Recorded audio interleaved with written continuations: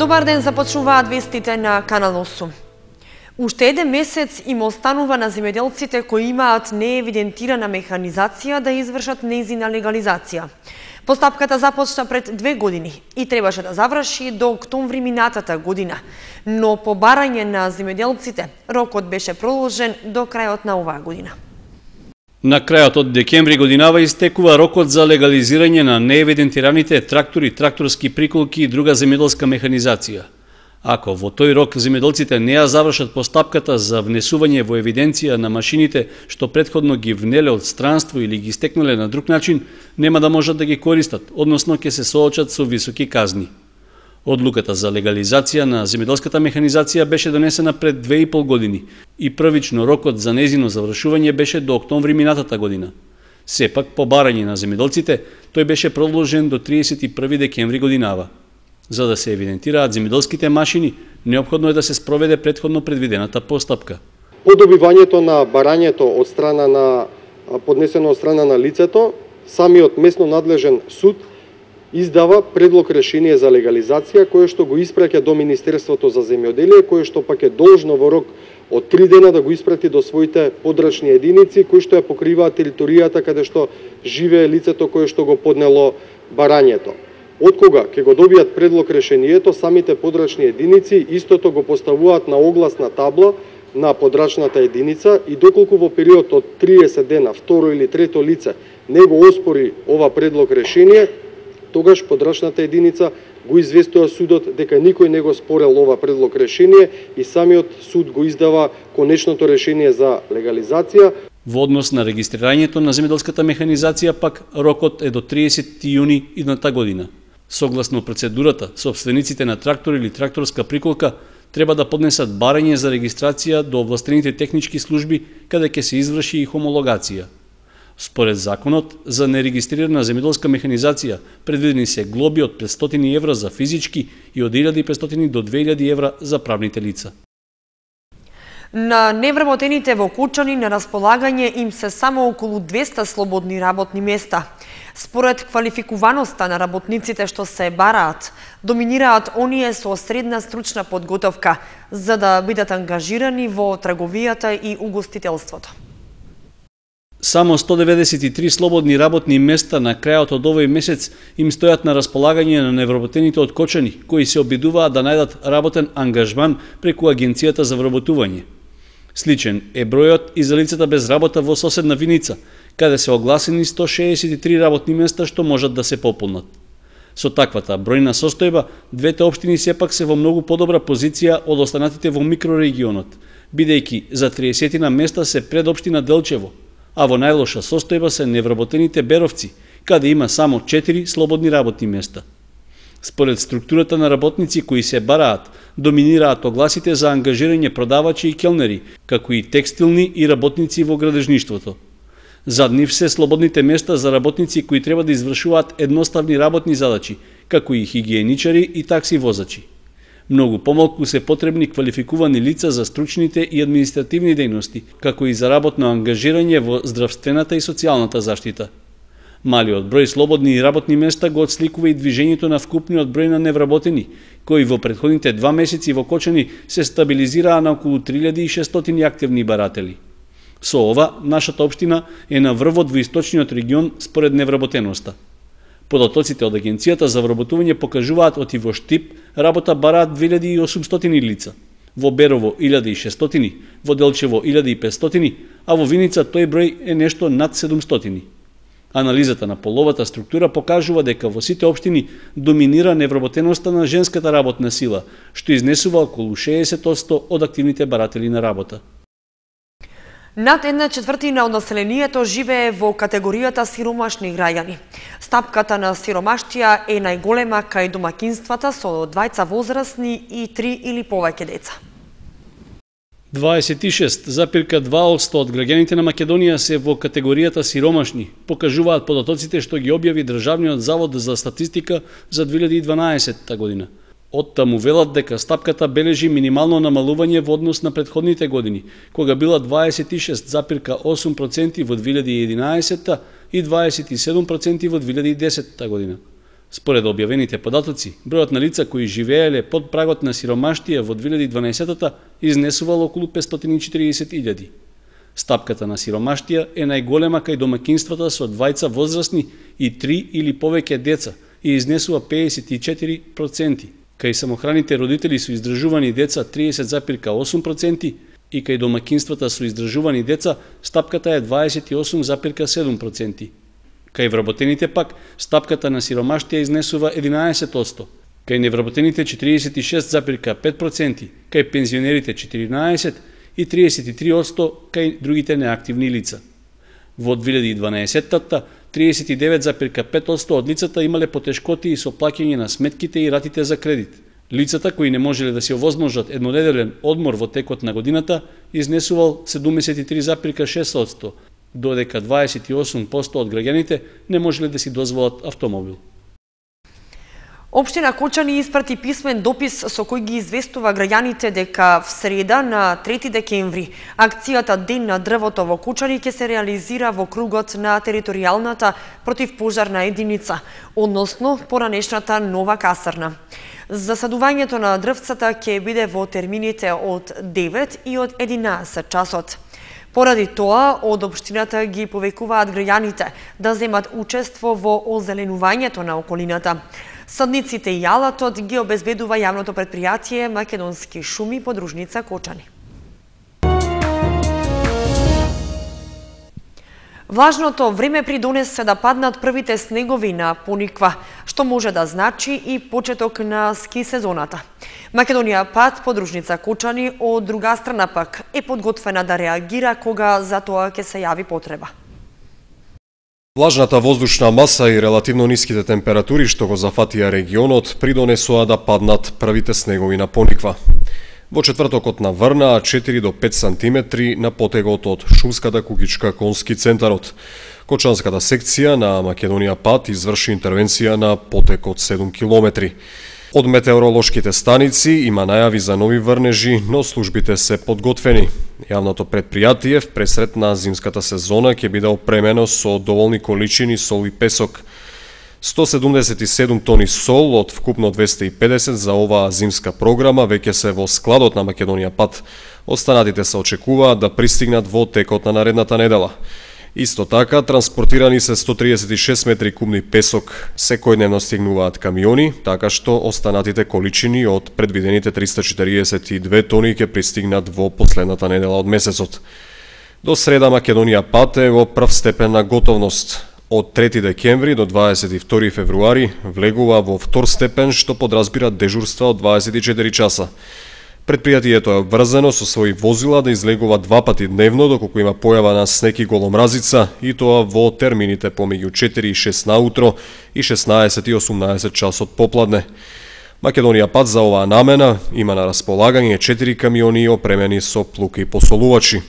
Инаку времето во Македонија деновиве ќе биде свежо со можни локални врнежи.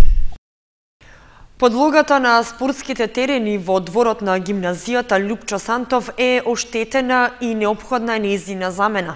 Од локалната самоуправа, која е одговорна за уредување на овие објекти, велат дека се информирани за потребата и оти поправката се планира за догодина. 5 години по реконструкцијата и осовременувањето на двата спортски терени кај училиштата Лјупчо Сантов и Свети Кирил и Методи, подлогата е искината и оштетена, со што тие практично се неупотребливи. Исто така забележливи оштетувања има и кај стативите и дел од заштитната мрежа со која се оградени игралиштата. Локалната самоуправа, која со средства од буџетот во јуни 2009 година на асфалтната подлога постави вештачка трева, овозможи да се добие спортски центар, што за кратко време стана сврталиште на спортистите и спортските ентузијасти од градот. Во меѓувреме, експлоатацијата на терените и влијанието на временските прилики предонесоа пластичната подлога да се оштети, па спортувањето овде повеќе е мака отколку уживање. Неколку пати досега имаше реакции од граѓаните, пред се од помладите спортисти, да се интервенира на спортските игралишта и да се замени оштетената подлога. Од општината рекоа дека имале намера годинава да реагираат, но поради недостаток од пари, работата била одложена. Очекувам дека ќе обезбедиме средства за наредна година, заради тоа што толку му и векот на траење на таквата вештачка подлога 5 години. Очекувам дека наредната година ќе го смениме комплетно барем едното игралиште, оно што е фудбалското, а додека кошаркарското ќе остане за понатаму. За реконструкцијата на мини спортскиот комплекс за мал фудбал и за кошарка, пред 5 години локалната власт инвестираше 20.000 евра.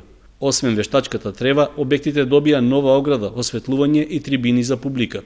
Околината беше исчистена и уредена, се изградија бехатон патеки, зелени парцели и се поставија канделабри со соларни панели. Тогаш беше речено дека терените ќе се изнајмуваат на спортски екипи, клубови, друштва и поединци за спортување по пристапни цени. Сепак, по известно време, терените останаа заборавени, а денес повеќе од неопходно е нивно реновирање.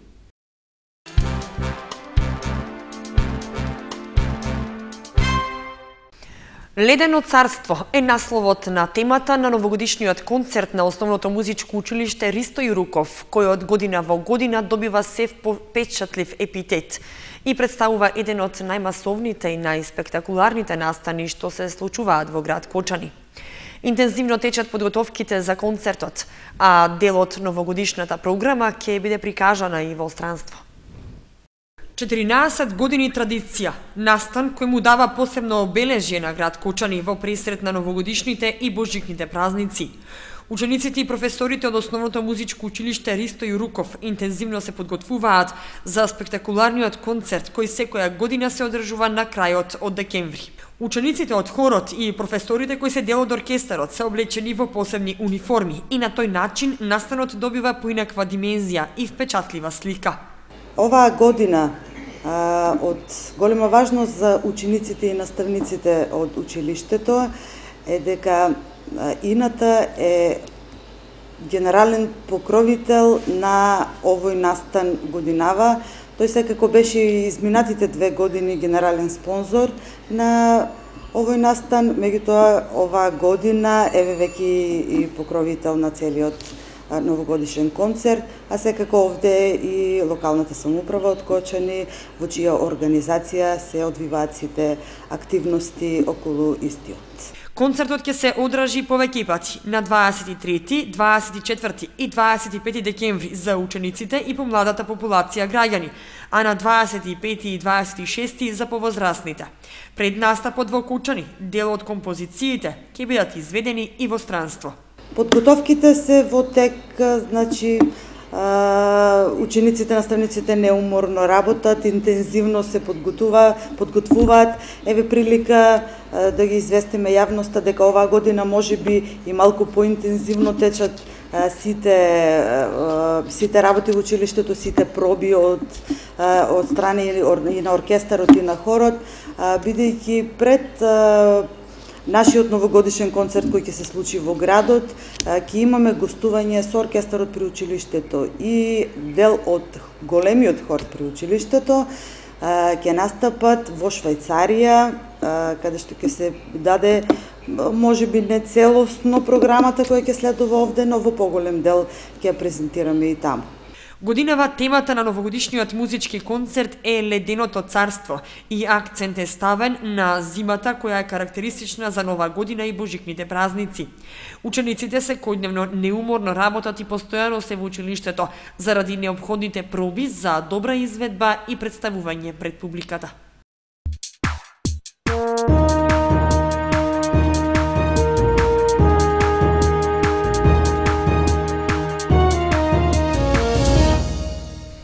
Во продолжение од вестите проследете ги спортските информации. Со доаѓањето на зимата, спортскиот викенд станува се посиромашен. Оваа сабота и недела редовни кола и крај на есенската полусезона во женската фудбалска лига. Викендов се игра последното коло од есенската полусезона во женската фудбалска лига. Двојки младосиднина са Оризари, Тиверија и Статов, Кочани, Ас Юнајтед. Драгон 2014 Борец. В недела се игра 2 меча, Конзули Речица и Победа Куманово Топгол. Втора футсал лига 7 коло, 29 ноември со почеток во 18 часот во спортската сала во Основното училиште Никола Карев. Клубот за мал фудбал Бели од Кочанија пречекува екипата на Шкендија. Во недела во 11 часот во рамки на Еп-15 кошаркарската лига Баскет Дино се среќава со екипата на Баскет Кам од македонска Каменица. Седмото коло во втората македонска кошаркарска лига ќе се игра следниот викенд, а двојките се Борец баскет Михајловски, Шкупи Бест баскет Дино, Вардара Павец, Рандрим Те баскет и Тетекс ТТК Пелистер. Во рамки пак на редовното коло во М18 кошаркарската лига, Радовиш се среќава со Баскет Академија, Гоце Делчев игра против Бест, додека баскет Дино е слободен. Се одржа општинскиот фудбалски турнир во машка конкуренција. Најдобрата екипа ќе патува на зонското надпреварување. Во спортската сала во Основното училиште Никола Карев одржан општинскиот фудбалски турнир во машка конкуренција. Патникот на зонско е Климент Охридски од Облешево.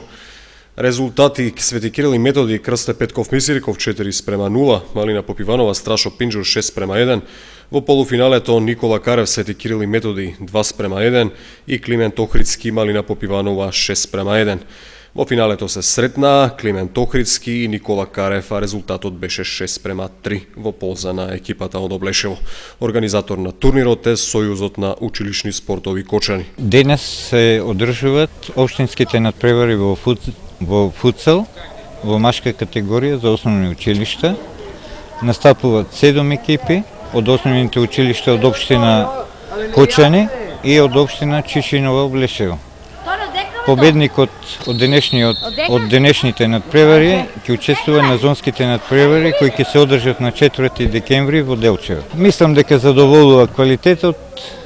Во секој случај потребно е децата да спортуваат и да се бават со спорт, да имат еден здрав живот. Од зонско преку регионално, 2 филтра му предстојат на представникот на општина Кочани за да стигне на државниот турнир кој се одржува на крајот од учебната година.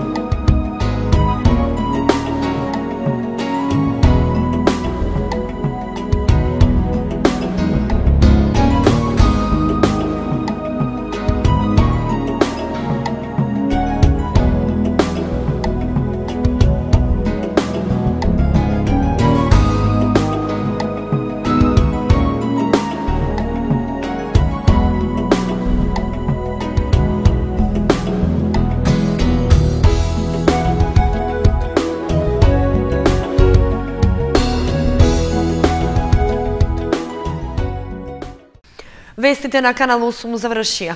Најновите информации ги имате и на kanal8.mk. Довидување.